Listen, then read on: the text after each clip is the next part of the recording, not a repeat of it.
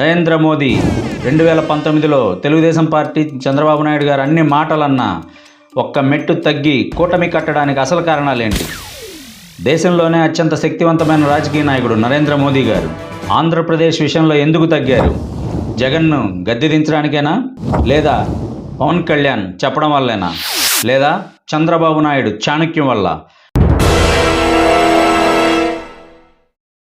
ఆంధ్రప్రదేశ్ ప్రజల్లో Telugu Desam party BJP యొక్క మైత్రి అనేది ఒక సంచలనమైంది. ఎందుకంటే 2019లో చంద్రబాబు నాయుడు గారు ధర్మ పోరాట దీక్షల పేరుతో నరేంద్ర మోదీ గారిని వ్యక్తిగతంగాను మరియు రాజకీయంగాను అనేక రకాల విమర్శలు చేశారు. అన్ని రకాల విమర్శలు చేసిన తర్వాత, అది కూడా భారతదేశంలో అత్యంత శక్తివంతమైన రాజకీయ నాయకుని అన్ని విమర్శలు చేసిన తర్వాత మోడీ గారు చంద్రబాబుతో జతగడతారని చెప్పి, కూటమిలో భాగస్వామి అవుతారని చెప్పి ఆంధ్రప్రదేశ్ ప్రజలు భావించలేదు.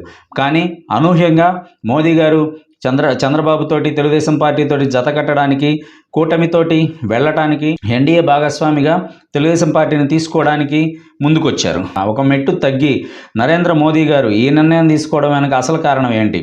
ఒకసారి మనం చూస్తే 2024లో బీజేపీ ముందు ఆంధ్రప్రదేశ్ పరంగా 3 ఆప్షన్స్ ఉన్నాయి. 1 జగన్మోహన్ రెడ్డితో జత కట్టడం, 2 సింగిల్గా పోటీ చేయడం, 3 కూటమి కట్టడం. ఈ 3 ఆప్షన్స్ బీజేపీ ముందు ఉన్నాయి. ఈ 3 ఆప్షన్స్లో మొట్టమొదటిది జగన్తో జత కట్టడం అనేది.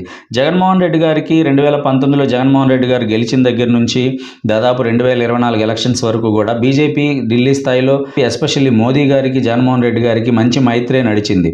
అనేక రకాల నిధులు, పెండింగ్లో ఉన్న నిధుల దగ్గర నుంచి రాజకీయ పరంగా కానీ అనేక రకాలైన సహాయ సహకారాలు రాష్ట్ర ప్రభుత్వం నుంచి కేంద్ర ప్రభుత్వానికి, కేంద్ర ప్రభుత్వం నుంచి రాష్ట్ర ప్రభుత్వానికి జరిగినాయి. ఎందుకంటే జగన్మోహన్ రెడ్డి గారు అనేక బిల్లులకి పార్లమెంట్లో సపోర్ట్ చేశారు.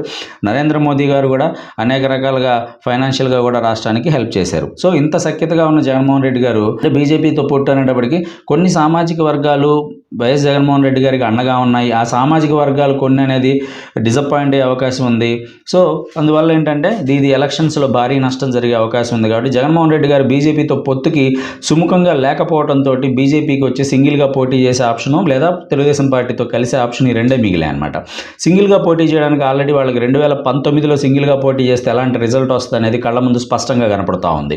సో ఉన్న ఆప్షన్ వచ్చేసి తెలుగుదేశం తెలుగుదేశం పార్టీతో పొత్తు పెట్టుకుందామంటే 2019లో చంద్రబాబు నాయుడు గారు తెలుగుదేశం పార్టీ నరేంద్ర మోదీ గారిని అటు కుటుంబ వ్యవహారాల దగ్గర నుంచి రాజకీయ వ్యవహారాల వరకు కూడా అనేక రకాలుగా విమర్శించి ఉన్నారు. సో ఈ క్రమంలో వాస్తవంగా తెలుగుదేశం పార్టీతో పొత్తు పెట్టుకోవడానికి అటు అమిత్ షాకి కానీ లేదా నరేంద్ర మోదీకి కానీ ఇద్దరికీ ఇష్టం లేదు. లేకపోయినప్పటికీ కూడా ఏం జరిగింది అంటే, ఏ కారణం చేత పొత్తు పెట్టుకున్నారు అంటే, బీజేపీ ఆంధ్రప్రదేశ్లో ఉండేటువంటి బీజేపీ క్యాడరు, బీజేపీ లీడర్లు ఢిల్లీ కేంద్ర నాయకత్వానికి అంటే అమిత్ షాకి, నరేంద్ర మోదీ గారికి ఒక విన్నపం చేశారు. ఏ విన్నపం చేశారంటే, ఆల్రెడీ మనం 2014లో పొత్తు పెట్టుకుంటే ఒకళ్ళో ఇద్దరం అసెంబ్లీకి వెళ్ళి బీజేపీ వాణి అనేది, బీజేపీ గొంతు అనేది మనం అసెంబ్లీలో వినిపించగలిగాము. పార్టీ అనేది కొంచెం 5 సంవత్సరాలు సర్వైవ్ అయింది. 2019లో మనం విడివిడిగా పోటీ చేశాము, పెద్దగా సీట్లేం రాలేదు.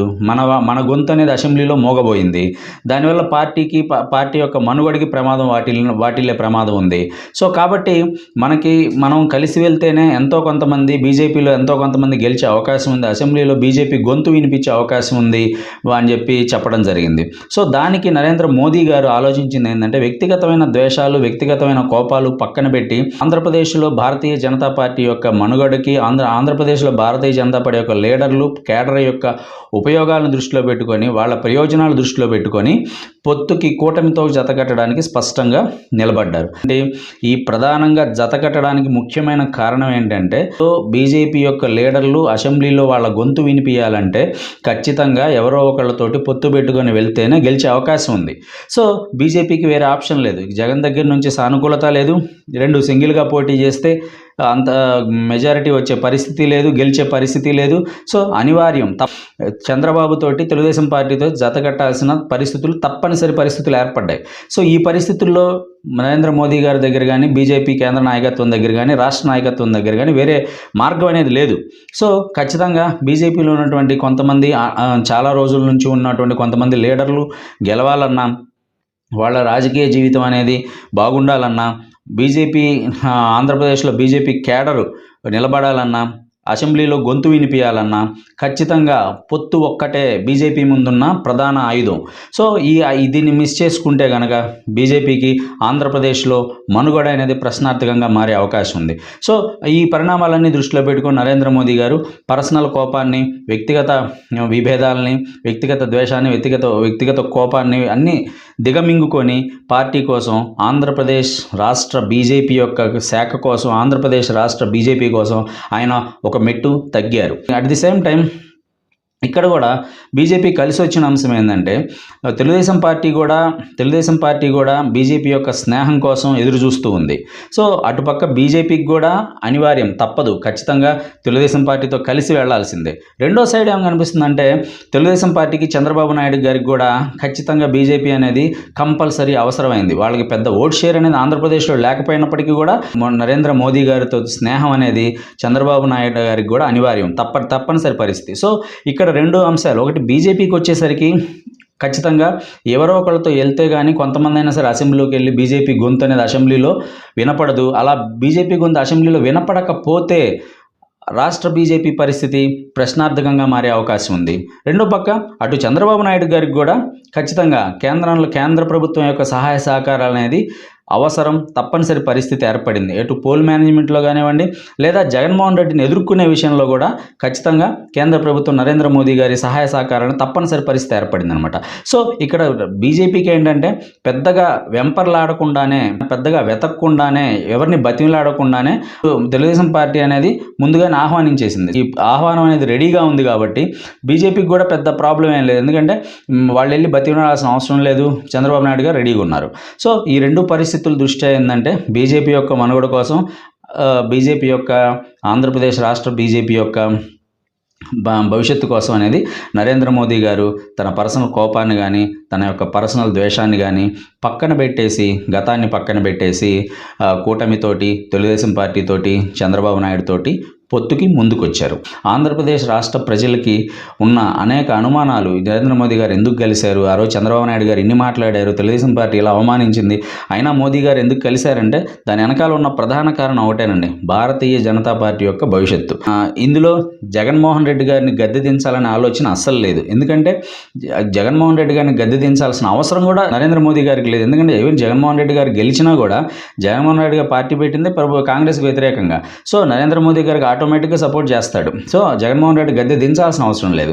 రెండో పక్క జగన్మోహన్ రెడ్డి గారు పొత్తు పెట్టుకోవడానికి సుముఖతగా లేరు. సో వేరే ఆప్షన్ లేదు. రెండో పక్క పవన్ కళ్యాణ్ గారు బాగా కష్టపడి వాళ్ళని ఒప్పించాల్సిన పరిస్థితి కూడా లేదు. ఎందుకంటే అటుపక్క బీజేపీకి అవసరం, ఇటుపక్క తెలుగుదేశానికి అవసరం. సో పవన్ కళ్యాణ్ గారు పెద్దగా ప్రయత్నించాల్సిన పరిస్థితి కూడా రాలా. కాకపోతే సీట్లు ఆ వ్యవహారాల్లో మాత్రం కొంచెం చొరవ తీసుకున్నారు. పవన్ కళ్యాణ్ గారు అంత తీవ్రంగా కష్టపడే పరిస్థితి కూడా ఏర్పడలేదు.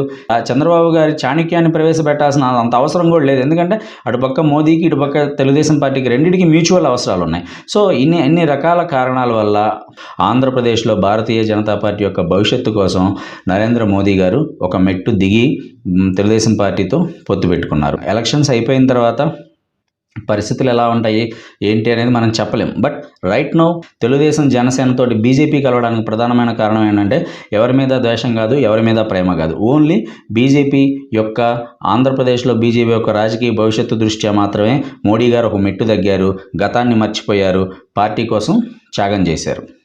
Thank you very much.